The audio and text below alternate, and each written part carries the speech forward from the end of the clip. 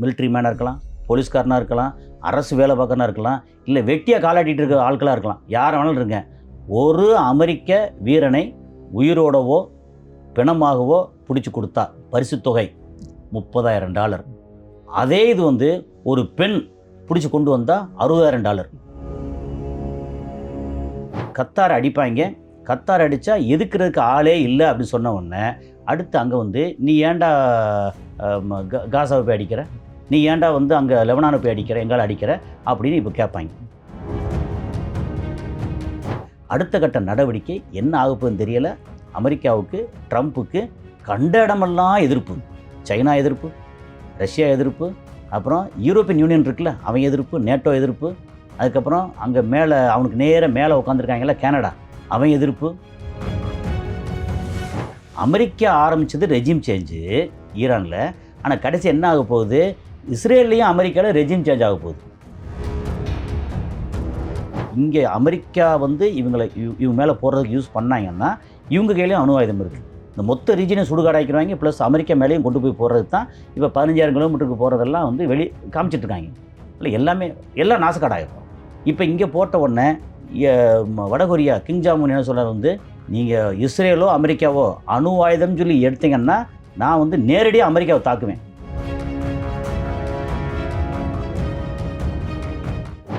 வணக்கம் சார். வணக்கம் sir. Sir, அமெரிக்காவுக்கும் ஈரானுக்கும் இடையிலான அந்த ஒரு போர் ஒப்பந்தம் வந்து ஒரு 60 நாள் அப்படிங்கிறது அதை நேற்றையோட அந்த ஒப்பந்தம் முடிஞ்சிச்சு. ஸோ இப்போ ஒப்பந்தம் முடிஞ்ச அதை ஒட்டி திரும்ப ஒரு போர் கடுமையாகலாம் அப்படிங்கிற ஒரு அச்சம் உலகம் முழுக்க எழுந்திருக்கு. வந்து போர் தொடங்கும்போது பார்த்தீங்கன்னா அமெரிக்காவும் இஸ்ரேலும் சேர்ந்து தான் ஈரானை தாக்குச்சு. இன்னைக்கு பேச்சு வழக்கு என்னன்னா அமெரிக்கா ஈரான் யுத்தம் அப்படின்னு ஆயிடுச்சு. இஸ்ரேலேருந்து வெளியே போயிடுச்சு. என்ன இஸ்ரேலோட இன்னையோட பொசிஷன் என்ன? இஸ்ரேலை வந்து எப்பவுமே அமெரிக்கா வந்து கொஞ்சம் ஓரமாக ஒதுக்கி வச்சு அவன் தான் தாக்கிட்டு இருப்பான். இப்போ அமெரிக்கா நேரடியாக தாக்கலை. இஸ்ரேலுக்கு வந்து பெரிய அடி வாங்கியிருக்காங்க. அது போக அங்கே தாக்குறதுக்கு வழி இல்லை. அது வரைக்கும் என்ன பண்ணால் அக்டோபர் 27 வரைக்கும் ஈரான் வந்து இஸ்ரேலை தாக்கக்கூடாதுன்னு முடிவில் இருக்காங்க. என்னென்னா நெதன்யாவுக்கு ஆப்பு வைக்கிறதுக்கு. அக்டோபர் 27 வந்து எலெக்ஷன் நடந்தே தீரணும். அங்கே நான் கோர்ட் உத்தரவு போட்டாங்க. இதுக்கிடையில் ஏதாவது அவன் தாக்கி திருப்பி அடித்தாங்கன்னா அடுத்து எலெக்ஷன் கிடையாது. அந்த இடத்துக்கு வரக்கூடாதுன்னு ஈரான் அமைதியாக இருக்காங்க. ஒருவேளை தப்பித்தவரி எல்லாம் இது சொன்ன மாதிரி எல்லா இடத்துலையும் அங்கேருந்து வந்துருச்சு அப்படின்னா ஒரு ஃபைட்டர் ஜெட்டு மிசைல் அங்கேருந்து கிளம்பி ஈரானை தாக்குச்சு அப்படின்னு சொல்லியாச்சுன்னா ஒரு பக்கம் ஹவுதீஸ் 2000 கிலோமீட்டர் அவன் கையில் வந்து நிறையா இது வச்சுருக்காங்க, மிசைல் வச்சுருக்காங்க. அது வந்து அங்கே போய் அடித்தா தடுக்கூட முடியாது. ஏன்னா அங்கே ஏர் டிஃபென்ஸ் சிஸ்டம் இப்போ வந்து வீக்காக இருக்குது இஸ்ரேலில். ஒரு உதாரணத்துக்கு ஒரு 100-200 ட்ரோன் அனுப்பிச்சி விட்டு அந்த ட்ரோனை சுடுறதுக்கே அவங்க வந்து எல்லாம் நிறையா செலவு பண்ணாங்கன்னா அதுக்கடுத்து மிசைல் வந்துச்சுன்னா திருப்பி தாக்குறதுக்கு அவன்கிட்ட வந்து அந்த இன்டர்செப்டார் மிசைல் இருக்குல்ல அது இல்லாமல் போயிடும். அந்த ஒரு சிக்கல் வந்து இஸ்ரேல் இருக்குது. அமைதியாக பார்த்துக்கிட்டு இருக்காங்க அப்படிங்கிறது தான். இதுக்கு இப்போ அமெரிக்கா வந்து இந்த தரைவழி தாக்குதல்னு ஒன்று சொல்லிக்கிட்டு இருக்காங்க. வந்து அதுக்கான சாத்தியம் எந்த அளவுக்கு இருக்குன்னு நினைக்கிறீங்க? அவங்களுக்கு ஒரு வழியே இல்லையே. மேலே வந்து வான்படையும் பயங்கர பிரச்சனையாக இருக்குது, கப்பற்படையும் போக முடியல. அப்போது நம்ம தரைவழி தாக்குதலில் இறங்கி உள்ளே இறங்கணும். இறங்குனா அந்த கார்க் ஐலாண்டு, கஷம் ஐலாண்டு, பந்தர் அப்பாஸ் இதெல்லாம் கீழே பார்டரில் வர்றது. அப்புறம் உள்ளுக்குள்ளே எப்படி பார்த்தாலும் வந்து அவங்களுக்கு ரொம்ப குறி என்ன அப்படின்னு சொல்லியாச்சுன்னா இஸ்பஹான் இருக்குல்ல, அந்த இஸ்பஹானில் வந்து ஒரு 453 கிலோ 450 கிலோ இது வச்சுருக்காங்க. எல்லோ கேக்குன்னு சொல்லக்கூடிய என்ரிச்டு யூரேன் வச்சுருக்காங்க. அதை போய் தூக்கிடணும் அப்படிங்கிறது அவங்க ஐடியா. தரைவழி தாக்குதலில் வந்து அவங்க இறங்கி பயங்கரமாக இறங்கி அடிப்போம்னு சொல்லிட்டு இருக்காங்கல்ல. அதில் வந்து என்ன ஆகி போச்சு அப்படின்னா தரைவழி தாக்குதலில் அமெரிக்கன் வந்து பயங்கர வீரர்கள் தான். ஆனால் என்ன வித்தியாசம்னா இவங்க வந்து இந்த IRGC ஆட்களாக இருக்கட்டும் அல்லது ஈரானோட அரசு படையாக இருக்கட்டும், ரெண்டுக்கு வித்தியாசம் இருக்குது. IRGC வந்து ரெவல்யூஷனரி டீம், அது ப்ரைவேட் மாதிரி. இது வந்து கவர்மெண்ட். இது ரெண்டுமே இருக்காங்க. இவங்ககிட்ட ஒரு IRGCயில் ஒரு 6 லட்சம் பேர் இருக்காங்க, இவங்ககிட்ட ஒரு 6 லட்சம் பேருக்கு மேலே இருக்காங்க. ஓகே, ஸோ அந்த ஆட்கள் வந்து பயங்கர வேகமாக விறுவிறுப்பாக இருக்காங்க, அடிக்கிறதுக்கு தயாராக இருக்காங்க. அதை தாண்டி IRGCயோட சீஃப் வந்து என்ன ஒரு அறிவிப்பு கொடுத்தாரு அப்படின்னா முக்கியமான ஒரு அறிவிப்பு. அந்த அறிவிப்பு வந்து யாராவது நீங்கள் வந்து மிலிட்ரி மேனாக இருக்கலாம், போலீஸ்காரனாக இருக்கலாம், அரசு வேலை பார்க்கறனா இருக்கலாம், இல்லை வெட்டியாக காலாட்டிகிட்டு இருக்க ஆட்களாக இருக்கலாம், யார் வேணாலும் இருங்க. ஒரு அமெரிக்க வீரனை உயிரோடவோ பிணமாகவோ பிடிச்சி கொடுத்தா பரிசுத் தொகை $30,000. அதே இது வந்து ஒரு பெண் பிடிச்சி கொண்டு வந்தால் $60,000 அப்படின்னு அனௌன்ஸ் பண்ணியிருக்காங்க. அது வந்து மிரண்டு போய் இப்போ என்ன அனௌன்ஸ் பண்ண உடனே இம்மிடியேட்டாக வந்து அங்கே ஒயிட் ஹவுஸில் அமெரிக்காவில் ரகசியமாக கூட்டம் போட்டு என்னையா இப்படி அனௌன்ஸ் பண்ணியிருக்காங்க அப்படின்னு. அவங்களுக்கு என்ன அப்படின்னா, இந்த அனௌன்ஸ்மெண்ட் எப்படின்னா, எந்த இடத்துலையும் எந்த ரூட்லேயும் அமெரிக்க வீரர்கள் உள்ளே வந்துடக்கூடாது.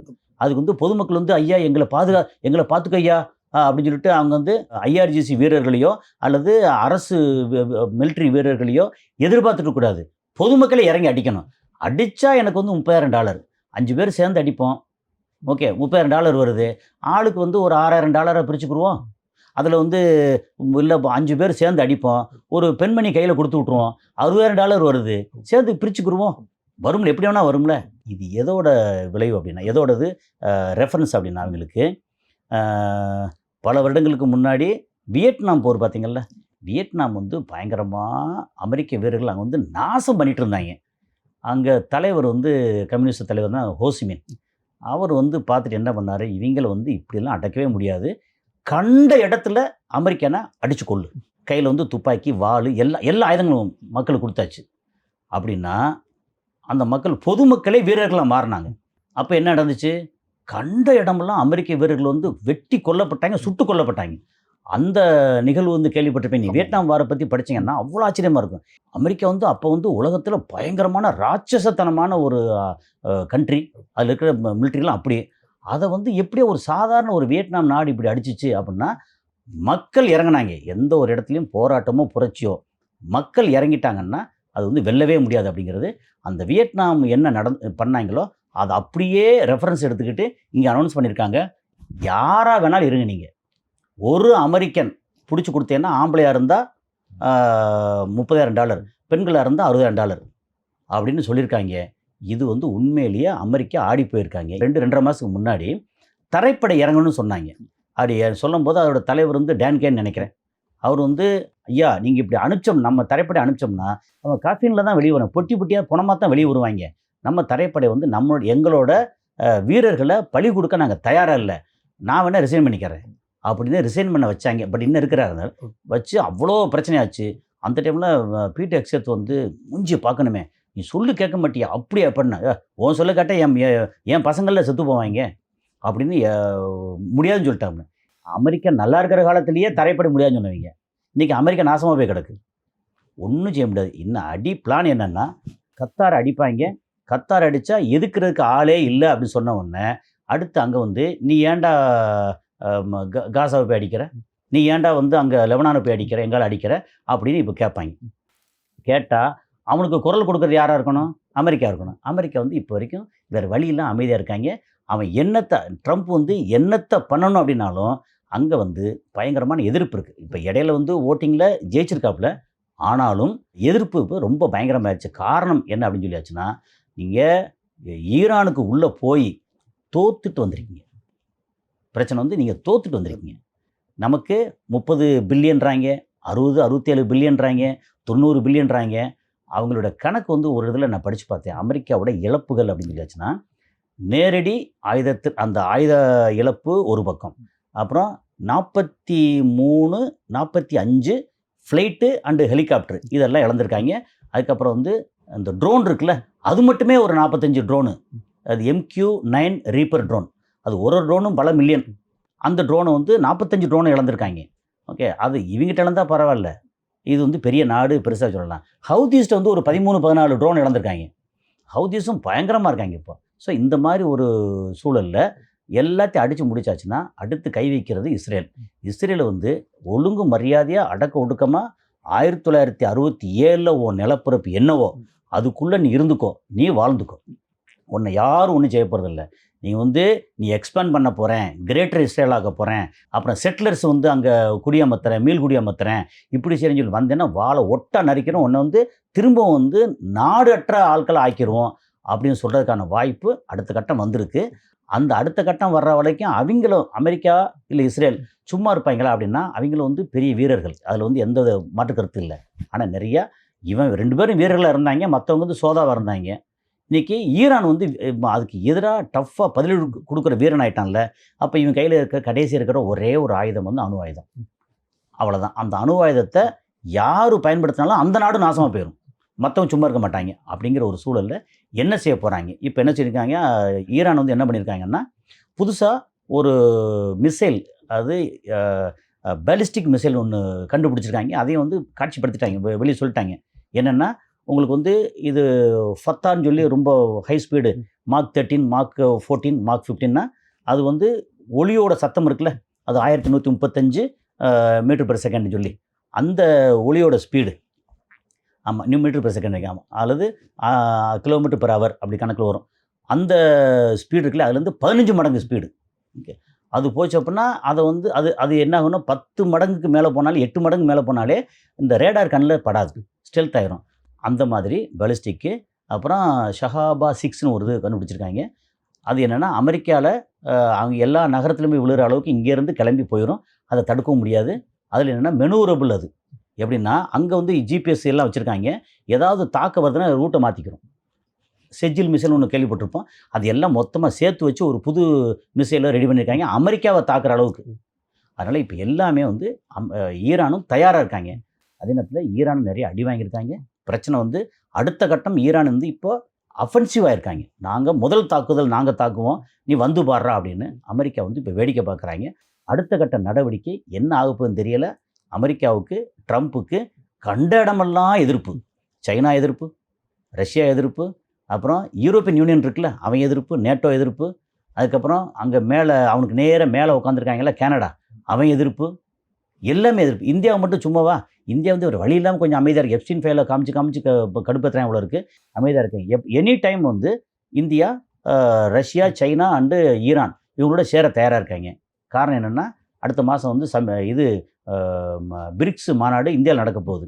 அப்போ பிரிக்ஸ் வந்து ரொம்ப ஜாஸ்தி ஸ்ட்ராங்காக வந்துருச்சு அப்படின்னா அமெரிக்காவோட ஆட்டம் வந்து ஆட்டோமேட்டிக்காக குறைஞ்சிடும். அமெரிக்கா ஆட்டம் குறைஞ்சால் இஸ்ரேல் வந்து ஆட்டம் போட முடியாது அப்படிங்கிறது தான். போர் ஆரம்பம் வந்து ஈரானில் வந்து அணு ஆயுதம் இருக்குது, அப்படி ஈரானில் ஆட்சி மட்டத்தை ஏற்படுத்த போகிறோம் அப்படின்னு தான் அதை ஆரம்பித்தாங்க. ஆமாம், இன்னைக்கு வந்து ஹார்மோஸ் நீரிணையை திறந்தா போதும் அப்படிங்கிற ஒரு கட்டத்தில் வந்து நிற்கிது. வந்து நேற்று ட்ரம்ப் ஒரு இன்டர்வியூ கொடுத்துருக்காரு. அதில் என்ன சொல்கிறாருன்னா, ஹார்மோஸ் நீரிணையை சுற்றி எங்களுடைய கடற்படை தான் இருக்குது, அதனால் ஹார்மோஸ் நீரிணை எங்களுடைய கட்டுப்பாட்டில் தான் இருக்குது அப்படின்னு அவர் சொல்கிறார். ஆமாம், ஈரான் அதுக்கு ஒரு பதிலடி கொடுத்துருக்காங்க. ஹார்மோஸ் நீரிணையை திறக்கிறது மூடுறது எல்லாமே நாங்கள் தான், ஆமாம். அது எங்களோட கட்டுப்பாட்டில் தான் இருக்குறாங்க. உண்மையிலே இப்போ ஹார்மோஸ் நீரிணையோட நிலைமை என்ன? இப்போ நம்ம வந்து பெங்களூரில் என்ட்ரு பண்ணுறோம்.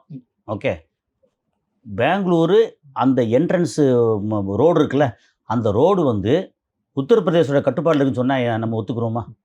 யூபிக்காரன் அங்கே சொல்கிறாங்க வந்து பெங்களூர் என்ட்ரன்ஸு என் கட்டுப்பாட்டில் இருக்குது. அல்லது சென்னை உள்ளே வர்றோம் இல்லையா, சென்னைக்கு உள்ளே வரக்கூடிய வழிகள் எல்லாம் வந்து என் கட்டுப்பாட்டில் இருக்குது அப்படின்னு சொல்லி ஒரு ஒரிசாக்காரன், பீகார்காரனும் யூபிக்காரன் சொன்னால் நம்ம ஒத்துக்குவோமா? கிட்டத்தட்ட அதே நிலைமை தான் இங்கே அமெரிக்காவுக்கு. அவன் எங்கேயோ இருந்துட்டு இங்கே வந்திருக்கான்ல, ஆனால் இப்போ வந்து அங்கே நிறுத்தியிருக்காங்க. அவனுடைய பிளாக்கேடு இருக்கத்தான் செய்யுது. ஆனால் என்னென்னா முன்ன அளவுக்கு ஸ்ட்ராங்காக இல்லை. அது ஏதாவது ஒரு பிரச்சனை அங்கே வந்து இந்த பிளாக்கேடை வந்து நீக்கணும் அப்படின்னு சொல்லி நினச்சாங்கன்னா இவங்க கையில் வந்து 1000க்கு மேற்பட்ட போட் வச்சுருக்காங்க.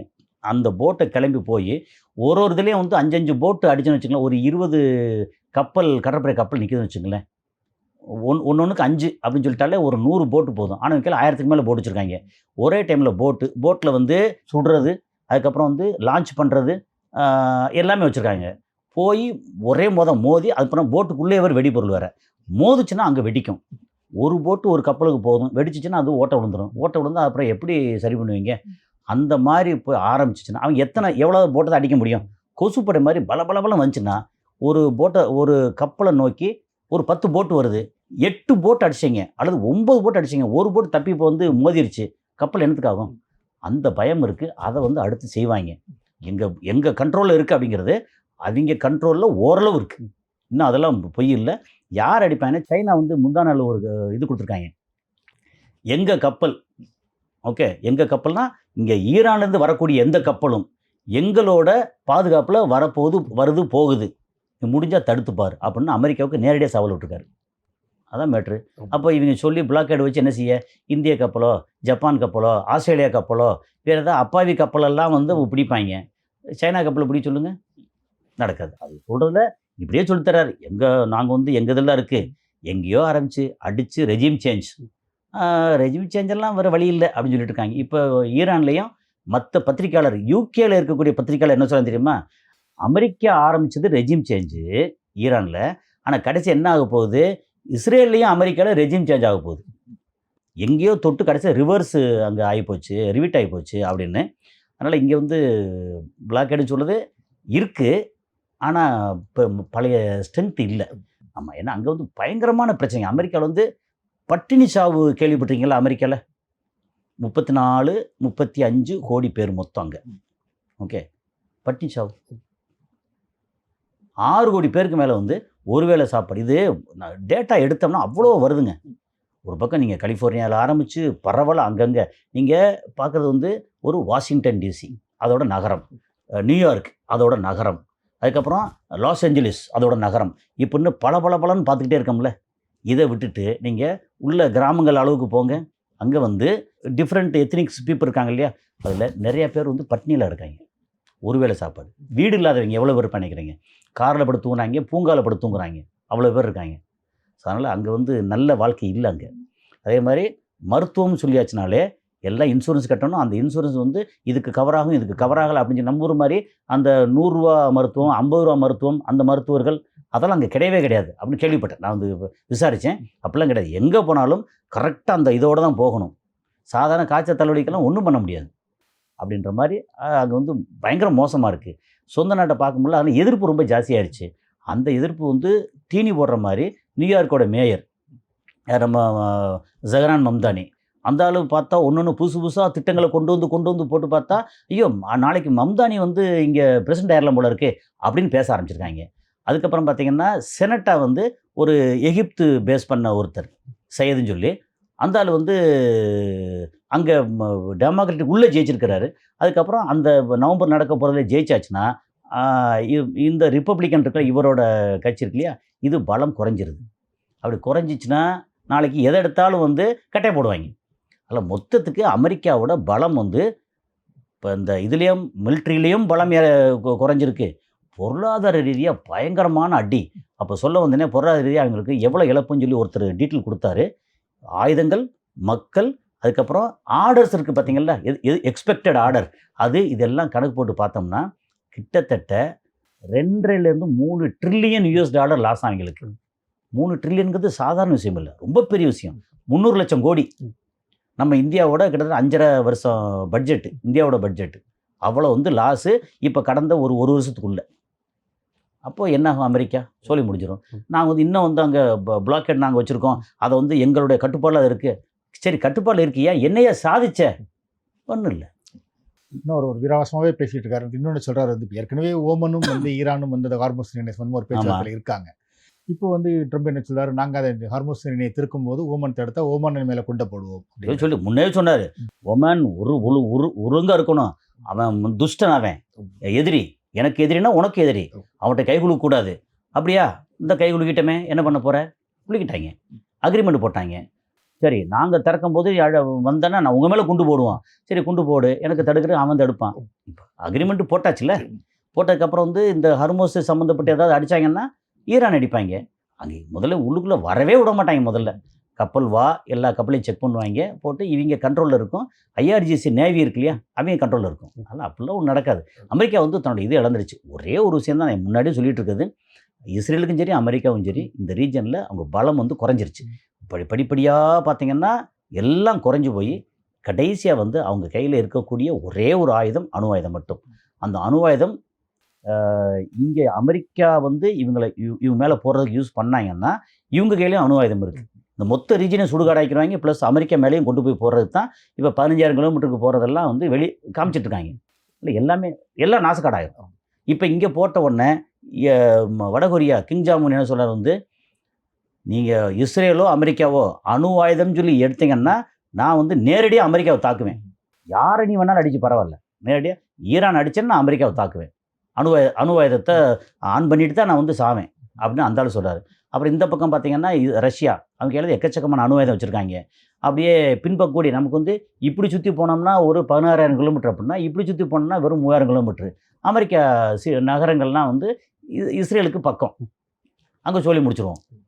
அப்புறம் சைனா வந்து எல்லாத்தையும் கூலாக வேடிக்கை பார்த்துட்டு, அடிச்சு முடிச்சிங்களாப்பா, சரி என்ன வேணும் உங்களுக்கு அப்படின்னு வந்து நான் வியாபாரம் பார்க்க போகிறேன் அப்படின்னு அழகாக சைனா வந்து ரொம்ப கூலாக இப்போவே கிட்டத்தட்ட டாப்பில் இருக்காங்க. வல்லரசுனா நம்பர், அதாவது என்ன சொல்கிறேன்னா அந்த யூனிபோலார்ன்றதில் வந்து அடுத்த பைப்போலாரோ மல்டி போலாரோ வரக்கூடிய அளவில் சைனா வந்து ஸ்ட்ராங்காக இருக்காங்க. சைனாவை வந்து அடித்து பார்க்குறாங்க, மிதித்து பார்க்குறாங்க, என்னென்னவோ பண்ணி பார்க்குறாங்க. என்னத்தை அடித்தாலும் வந்து நமக்கு தான் அடி விழுது, அவனுக்கு ஒரு அடியும் விளக்கானமே அப்படின்ற அளவுக்கு அமெரிக்கா மோசமாக இருக்காங்க. ட்ரம்ப் நேற்று சொல்லும்போது இன்னொன்று கூட சொல்லியிருக்காரு, ஐஆர்ஜிசியோட நாங்கள் பேசிக்கிட்டு இருக்கோம், வாஷிங்டன் பேசிக்கிட்டு இருக்கு அப்படின்னு சொல்கிறாரு. ஆமாம், அது பிரச்சனை நடந்துகிட்டு இருக்கு. ஆமாம், அது எப்போவுமே எதிரி நாடாக இருந்தாலும் சரி, ஐஆர்ஜிசியோட முக்கியஸ்தர்கள், அப்புறம் அமெரிக்காவோட கொஞ்சம் முக்கியஸ்தர்கள், அவங்க வந்து பேச்சுவார்த்தை நடத்தான் செய்வாங்க. அது வந்து ஐயோ இப்படியா எதிரியா அப்படின்னா, எதிரி தான், வெளியே எதிரி தான். சரி என்ன வேணும், இந்த மாதிரி இருக்குது, அப்போது நீங்கள் அடிக்கூடாது, நீங்கள் வெளியே போ, ஒப்பந்தம் வரணும், இது வரணும் அப்படின்னு சொல்லி அந்த பேச்சுவார்த்தை நடக்குது. ஏன் நடக்குதுன்னா, அமெரிக்காவுக்கு வேறு வழி தெரியல. இதுக்கு முன்னாடி அந்த பேச்சுவார்த்தை வர வேண்டியதானே, வரல. இன்றைக்கி அமெரிக்காவுக்கு வேறு வழி இல்லை, சமாதானம் போகணும். நேரடியாக சமாதானம் போயிடுச்சுன்னா அமெரிக்காவோட அந்த வேல்யூ இறங்கி போய் டாலர் எல்லாமே விட்டு போய் சோழி முடிஞ்சிடும். அதுக்காக அண்டர் கிரவுண்டில் பேசிகிட்டு இருக்காங்க. அந்த பேச்சுவார்த்தைக்கு எல்லா நாடும் ஓகே தான் சொல்லுவாங்க. இது ஈரானாக இருந்தாலும் சரி, சைனாவாக இருந்தாலும் சரி, மேலே அடிச்சுட்டு இருக்கும்போது கீழே பேச்சுவார்த்தை நடத்தான் செய்யும். அது நடத்தான் செய்யுது. ஓகே, நன்றி. நன்றி.